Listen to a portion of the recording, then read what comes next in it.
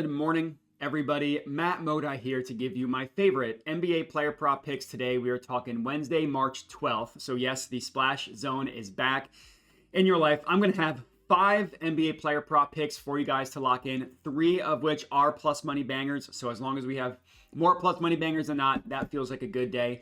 Pretty confident in what we have in store for today. Before we can get into that, we do have to do a recap from yesterday, which ended up being a pretty good day overall. I went to bed thinking I was a loser, but that ended up not being the case. We cashed out Evan Mobley 20 plus points. That one cashed pretty easily, not really a sweat there. The Giannis one was a sweat. I went to bed and he had 4 assists in the fourth quarter. I woke up, he ended with 7. So we cashed out our mainline play of 7. He did not cash out the ladder play of 8, which is okay because at least we made some profit with the Giannis assist. And then the Ausar Thompson L ended up not really being that close, but was kind of frustrating because in the third quarter, he had 8 combined rebounds plus assists. I tweeted it out, hashtag thanks, Matt.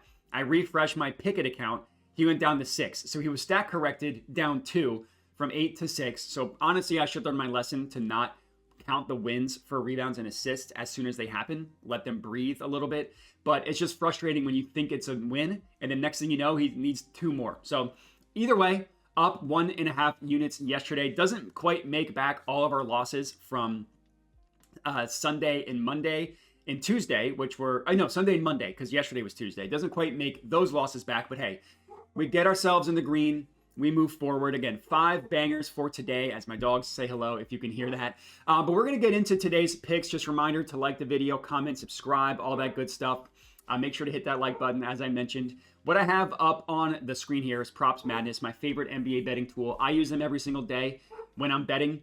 They're an amazing tool. If you want to check them out, like if you see me using it in the video and you think, oh, I should check them out, go ahead. I put a link to them in the description of the video as well as the pinned comment. And if you sign up, you do me a huge favor if you use the promo code my last name, Modi, M-O-D-I, and you can get 25% off. Anyway, so game of the night. Thunder Celtics. There are 2 games of the night. This is one of them. I actually do have 2 plays in this one. And honestly, I could have more. Like, this is probably a pretty rich SGP kind of game because there's a lot of angles I like against both of these teams. But the first play, and I'm just going in order, not necessarily in terms of favorite, just he's on first on the screen. Let's go back to the king. Kristaps Porzingis, first quarter points. So it was minus 110 odds at DraftKings. That actually moved since that's actually moved since I locked it in, but I would still take it at minus 120 at bet 365. So instead of taking the bumped up number of 5.5 at minus 105, I would much rather take this 4.5 minus 120 at bet 365. That's actually the actual bet that I took myself because DraftKings let me bet like $3, but the best offer price was at minus 110. I would still take it here regardless. I mean, KP, we all know he's a first quarter king. He's hit 5 or more points in the first quarter in 90% of his last basically 20 games. 89.5% is absolutely crazy how consistently he has gone over in the first quarter. Now, the reason why this number is 4.5 at minus 110 or minus 120 as opposed to 5.5 at minus 120, because he hasn't played since February 26th. He's taken like 2 weeks off with an illness. For you to miss that much time with an illness, it's got to be an actual illness, not like they're just resting him to get ready for the playoffs or something like that. I actually think he was sick. So he's probably not going to play 10 minutes like we've seen him play in the first quarter in this game, or the same 10 minutes here, or the same 11 minutes here. But he's probably going to get at least 8. And even if you just limit it to the games where he's played 8 minutes in the first quarter, it's 13 of his last 19, which is really good. And actually, it's 9 of his last 11, and that's when we're capping it at 8 minutes. So he plays between like 7 and 8. Like if we want to look between like 7 and 8, which is what he's going to play, it's 9 of his last 11 games. It's insane how good this guy is in the first quarter. And honestly, Kristaps Porzingis, long has shown that when he comes off or comes back after a long time off, normally he starts fast in the first quarter and then kind of slows down as the game goes on. Like this is what happened last year. If you remember in the NBA Finals, which I get like, yeah, this isn't the NBA Finals. His first 2 games in the Finals, he played 7 minutes and 7 minutes, 11 points, 8 points, and then he really didn't do anything after that. Like 11 points finished with 20, 8 points finished with 12. Now, again, I'm not comparing this to the NBA Finals. I'm just showing what KP does after a long time off is he starts fast. And the matchup is hit or miss. Like there's some good, there's some bad. they do a good job guarding the pick and roll man, but there's also a lot of good post ups, free throws, spot up, putbacks. And the last time these two teams played, so KP, where's the head? KP hit his full game point prop. He didn't hit his first quarter point prop. He scored 4 points. Only played 5 minutes. I'm not really sure what happened in that first quarter, just a weird rotation, but I like the fact that he did play well over the full game. So the matchup isn't really anything to be scared of. And really, Kristaps Porzingis, even though he has missed a couple weeks, if you tell me you can get this at 5 points at -120, I'll gladly take it. And if he misses, guess what? I'm probably going to bet it next game again. So that's play number 1. Next up, we're going to go with Shai Gilgeous-Alexander, and we're also going to take him on the first quarter points. This is the exact bet that I locked in, SGA over 10.5 first quarter points, -115 odds at bet 365. This seems like an insane number. I totally understand that this seems like an insane number. Number one, he averages 10 first quarter points in general. He plays basically 12 minutes in the first quarter as well. Like this game, he only played 8 minutes in the first quarter. I'm not sure what happened here. Literally every other game, he's playing 12. And even though he played 8, he still scored 11 points because SGA is insane. And he's on a similar run to Kristaps Porzingis. Like his last 30 games, it's 19 of his last 30, 63%, averaging close to 12 points in the first quarter. Obviously, when you have games where he's putting up 20 in the first quarter, that's going to help. I like the fact that he missed it in his most recent game. He had 9. That was in like a weird, literally back-to-back game against the Nuggets, where they literally played on back-to-back days, 12 in the first game, only 9 in the second. So I do like the fact that he's coming off of missing it. I mean, SGA is phenomenal, and he really shows up in these big matchups. Like if you just look at his last like 24 games, the big games that he plays, Cavs, 15 points, Warriors, 21 points, Steph Curry, Warriors, Suns, 13 points, Bucks, 21, 2 games back-to-back against the Timberwolves, 11, Rockets, Grizzlies, Nuggets. Like he's going over in all these big games. Head-to-head against the Celtics, he cashed it, 11 points, 12 minutes in the first quarter, good to go. And the matchup, as good as the Celtics are, the matchup is actually really good. Where the Celtics are weakest is guarding these guys like SGA who have the ball in their hands, are really slithery in the pick and roll, and can pull up either from deep, which is where a quarter of his shots come from, or from the mid-range, which is another 20% of where his shots come from.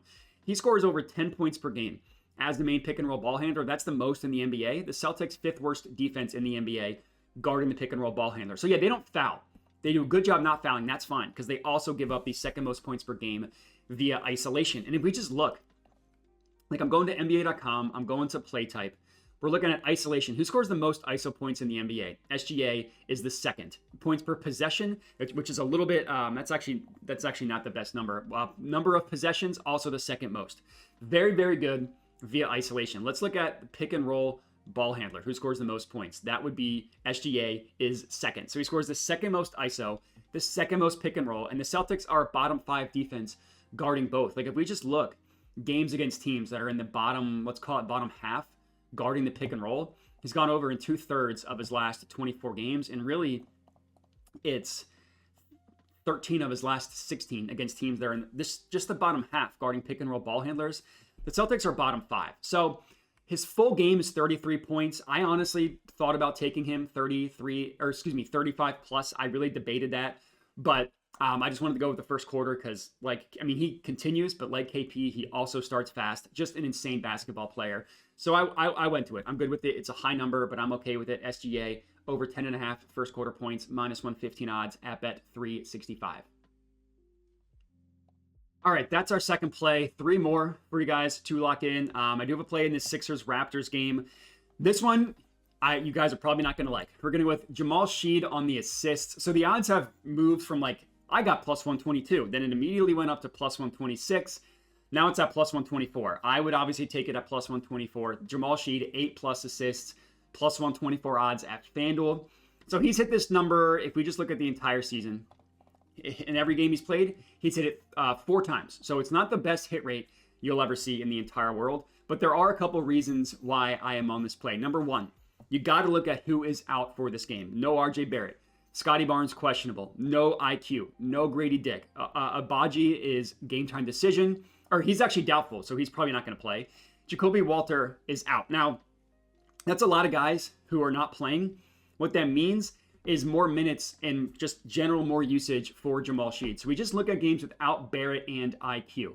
Because, I mean, like, you take all those guys out, there's not going to be a lot of data to come from. But I just want to look at those two guys out of the lineup. Yeah, it's only over in 1 of 6 games. That feels disgusting. 2 important numbers to look at. Number 1, minutes played, 26.3. He plays over 25, over 26 minutes per game when those two guys are off the floor. And we hover over the minutes, 25, 19, so one that was low, 26, 33, 25, and 30. And you look at the dates, I mean, it's October, December, and February. So none of them have been recent. And we're going to get into his recent games. So, but either way, you're telling me he's going to play 25, 26 minutes? That's good. Potential assists, and this is the most important thing. In those 6 games, he averages 12.5 potential assists. Now, one of them, this game against the Sixers, this was the second game of the entire season for the Raptors. He only had 5 potential assists. He only had, he converted all 5 of them, which is not something obviously that we're relying on, which is funny because his conversion rate in the other games are terrible. But you take that game out. Let's just look at his last 5 games with these two guys out. 14 potential assists, and look at his conversion rate. 5 of 12 in 19 minutes. That's a great potential assist per minute number. It's a bad conversion rate. 4 of 14, that's terrible. Finally had a good game. 10 of 19. And this was against the Rockets, one of the hardest teams in the NBA to get assists against. The second fewest assists allowed. And specifically to point guards, the third fewest. The next game, going up against the Celtics, again, 12 potential assists, only converted 3. They lost that game by 54. The Celtics allow the 4th fewest assists to guards. And then the next one, decent matchup against the Grizzlies. 30 minutes, good. 13 potential assists, good. Only converted 4 of them, bad. So that's horrible conversion rate in all 5 of these games. And then in one of them, he had a good one. He converted all 5. That's just not something, if you're getting the potential assists, the actual assists are going to come. I just don't think that teams are going to continually convert poorly, or I guess his teammates are going to continually poorly convert his assists. Another thing that I like, if you look at his most recent games, 27 minutes, 1 of 7 against the Wizards, but the 27 minutes. 29 minutes, he had 9 assists. Now, for whatever reason, March 8th, the NBA doesn't have any tracking data. I don't know, they just took the Saturday off, but whatever. Doesn't have any tracking data. 9 assists is good. 29 minutes is also good. 26 minutes, 5 of 13 potential assists. We see a lot of potentials. We see low conversion rate. And then a tough matchup, 22 minutes, 5 of 6. So he's playing more minutes when these guys are out. His potentials are up when these guys are out. He has the ball in his hands. And the matchup is almost as good as you can ask for. The Sixers have been among the worst defenses in the entire NBA at allowing assists. Basically, I mean, on the season, but also recently. We see 10 of the last 15 guards have hit their assist prop against the Sixers. Now, if we just go through it, the Jazz, so this is the same game. Collier had 10, over under 7.5. Keontae George only had 3, but that's okay, because Collier is who is the equivalent here. Game against the Celtics, excuse me. All 3 guys hit their assist prop. Pritchard, I don't even know who Jay Walsh is. The fact that he's getting assists against them means a lot. And then Derek White, all 3 of them hit their assist prop. Against the Wolves, sure, Ant didn't hit. Look at the other 2. Conley cashed. Nickeil Alexander-Walker cashed. Same thing against the Blazers. Scoot Henderson cashed. Anthony Simons didn't. Against the Warriors, they both cashed. Against the Knicks, now none of them did. So that was the one really bad stretch in this stretch of games. But they're allowing a ton of assists. If we go to, we're going to general, we're going to opponent. We're looking at the last 10 games specifically. We go to opponent assists allowed. Sixers allow the 5th most assists per game, just in general. This is just blanketly, how many assists does this team allow? The Sixers allow the 5th most. So I think this is a really good, not a really good line because he's hit it in one of his last 10 games, but a really good situation where you can't just look at the hit rate and say, this is a crazy line. I'm going to take this under at minus 162 or plus 120, because you got to look at the whole picture. And I think the whole picture is honestly really good for Jamal Shead. So I get that, like, those of you that are just like looking at the box scores are going to hate this one, but I actually really like it, which is why I gave it out, am giving it out in the first place. This is our 3rd bet.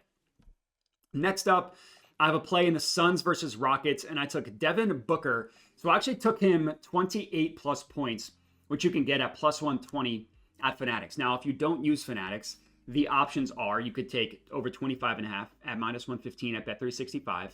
You could take over 26.5 for a slightly better price at minus 108. Honestly, at this point, if you're only getting 7 cents of juice better, I would rather go with the 25.5 at bet365. Or if you really want to go crazy, you could go 30 plus, put a half unit on that bad boy, and that's at plus 115 at bet365. So depending on like what your risk diet is, you could just go mainline. You can go safe, bet365. You could go mediocrely safe, FanDuel at 26.5. But my official bet is Devin Booker 28 plus points. So we're looking at Devin Booker, the 28 number. He's hit in exactly half of his last 24 games.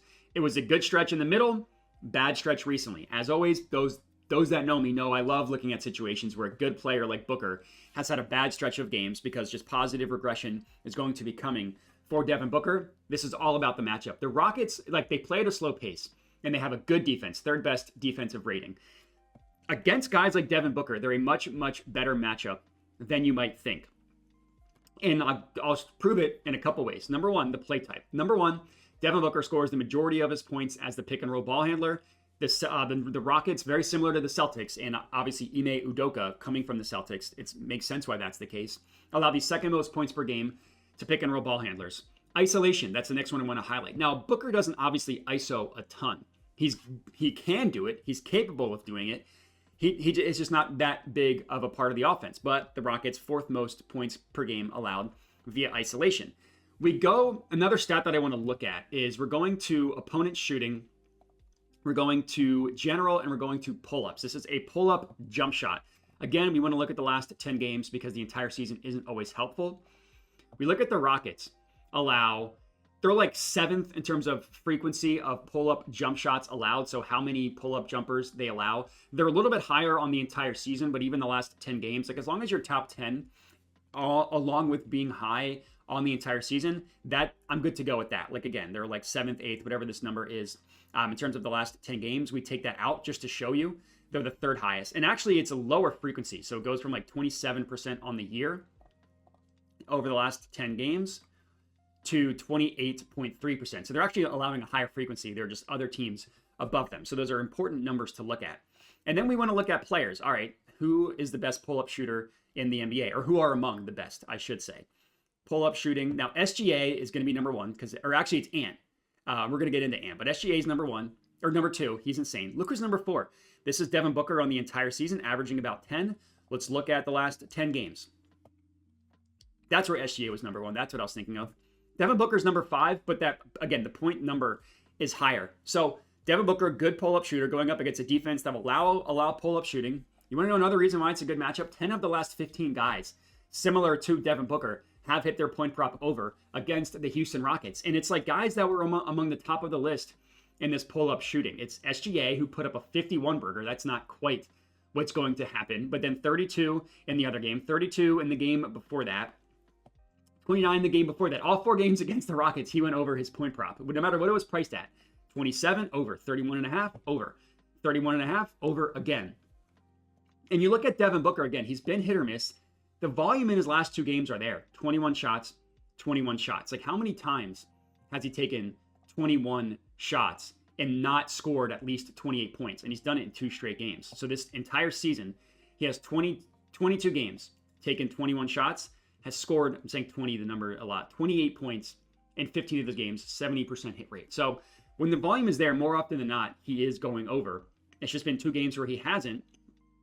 And then another thing that I want to show you, and this is why I love PropsMadness, because you can look at all these filters. Let's look at how Devin Booker has done against teams in the bottom 10 guarding pick and roll ball handlers. It's over in 9 of 13 games, a 69, that's very nice, % hit rate. So he's shown up in these plus matchups, and like the Rockets aren't even bottom 10. They're the 2nd best matchup for pick and roll ball handlers. So there's a lot of reasons to like Devin Booker in this one. If you really wanted to go spicy, again, I don't think a 30-point ladder climb is crazy for Devin Booker. I just went with the 28 plus number, and 30 plus might honestly be the better play, but regardless, I'm good with 28 plus. That's play number 4. And then our 5th and final pick of the video into the 2nd best game of the night, Wolves versus Nuggets. And I went with Anthony Edwards. I also took him 28 plus points. So that is best offered at Fanatics at plus 115. Now the pivots here, If you don't want to take the 28 plus or you don't use Fanatics, you can get over 26.5 at -105 or -109. So between all those options, you should have one of those books. So for Anthony Edwards, it's another positive regression candidate type of play. He's missed this in 2 straight. He's missed it in 3 of his last 4, and he's missed it in 5 of his last 7. Now you dig into the matchups here. Some tough matchups, like Oklahoma City, literally the worst possible matchup for his scoring profile. And as you can see, 2 games against the Thunder, he went under, and then he did go over in 1 game, shooting 8 of 21. This Lakers game, he got ejected. Didn't play the full game, played 26 minutes, scored 18 points, didn't play. Sixers, the Sixers are a joke, just didn't really show up. The Heat, not a great matchup for him. The Heat are generally an assist team, which is why you see he hit his assist prop against the Sixers. And then a game against the Spurs, won by 17, played 30 minutes, scored 25 points. Good game, just didn't quite hit it. But his recent games, you can explain away like 3 of them, why he didn't go over. And now the Nuggets are not an amazing matchup. Like you go to the play types, some tough, some really good for Anthony Edwards. You look at the shot zone, they're slightly below average, guarding the above the break 3, which is where the majority of Anthony Edwards' points come from. And as I showed you, in terms of pull-ups, he's scoring the 3rd most over the last 10 games and the most on the entire season. And the Nuggets aren't an amazing pull-up defense. Like if you look at the last 10 games, as we can tell, they're allowing the 6th highest frequency of shots against them be a pull-up. And the 3-pointer specifically, not quite as high. So they're more so pull-up in the mid-range. They're still top 10, top 11, top 12. So still a good matchup for someone like Ant.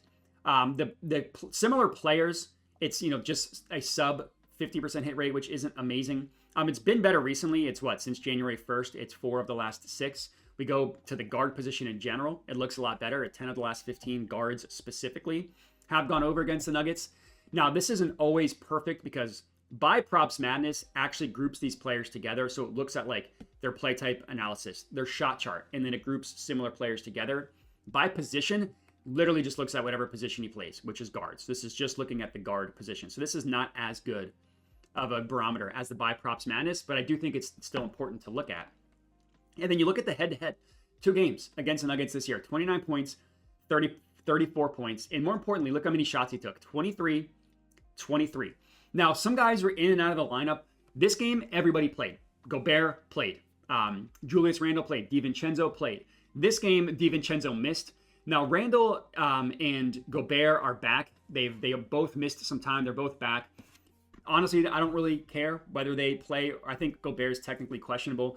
No injury news is going to scare me off of this play from Anthony Edwards. Like, he's a kind of guy, kind of like SGA, where he'll get up for these big matchups. And you look at Anthony Edwards, like, he's been phenomenal. I think his last 30 games, like, it's 19 of his last 30, averaging 30 points per game, which is really good. And then you look at the games in which he's gone over.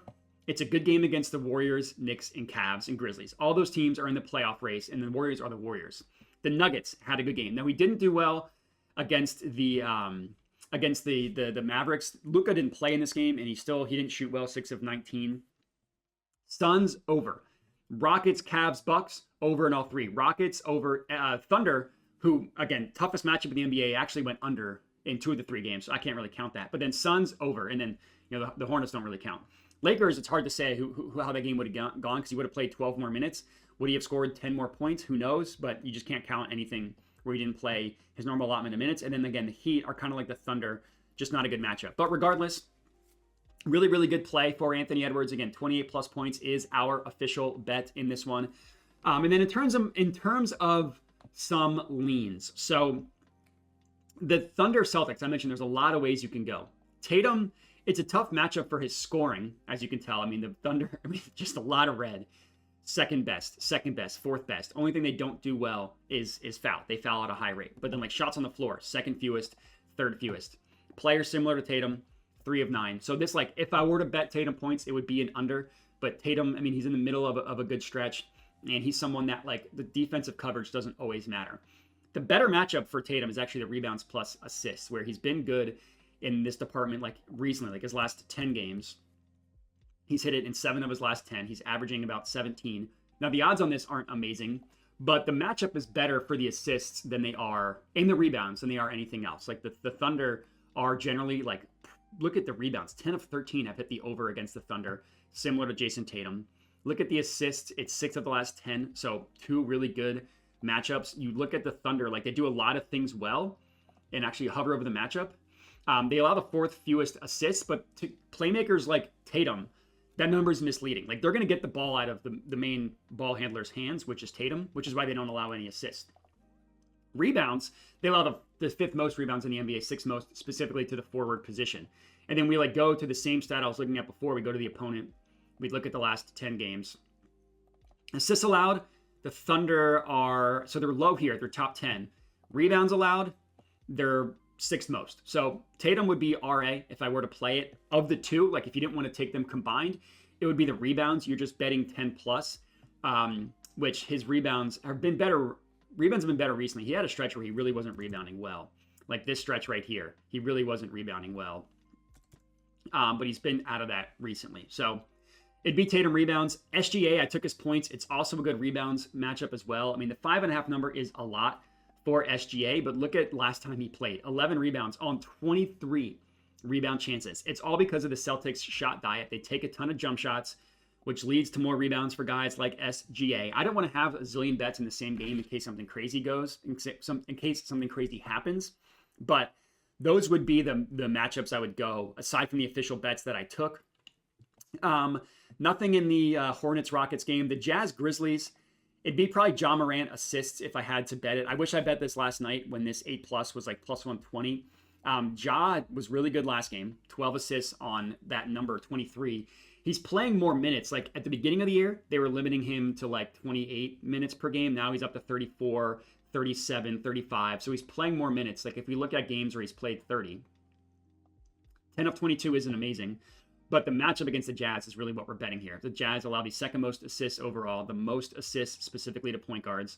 He's played them twice this year. One game he had 10, the other game he only had 7. But look at the minutes, 26 and 28.